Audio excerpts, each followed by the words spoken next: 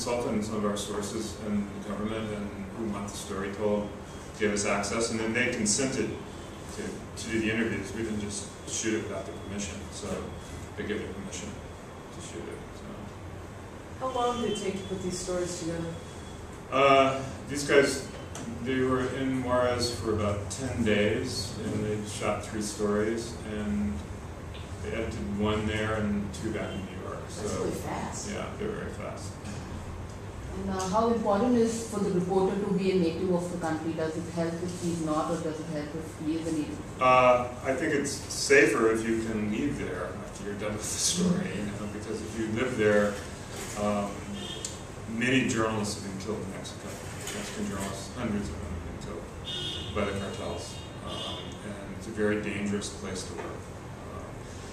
We're going back there, in fact, these guys are back there next week, because it's only gotten worse in a year since we were there last. And bringing in the army hasn't really helped. It's made things worse. There's a lot of corruption in the army also in Mexico. So it's a bad story.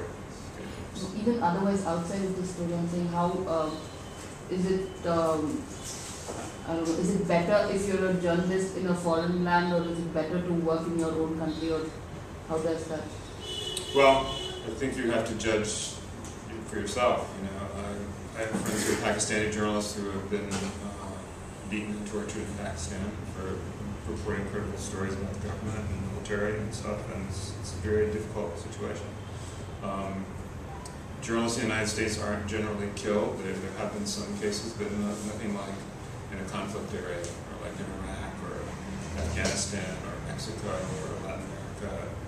It can be dangerous, and you have to be careful. We've had to take journalists out of countries where they work for us and take them out of the country because they were in a situation that was dangerous for them. So this is covering such sensitive issues. So when you go to that place to shoot this, so you go in a crew or as few people as possible?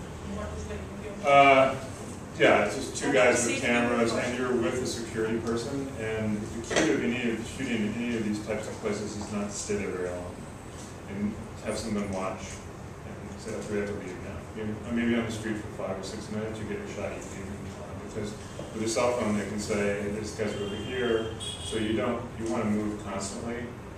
That goes in Afghanistan or in a conflict area as well. You can't stay out on the street for very long. Usually your local people that are working with you, who know the region, the language, what can pick up on the atmosphere, can tell you it's time to leave.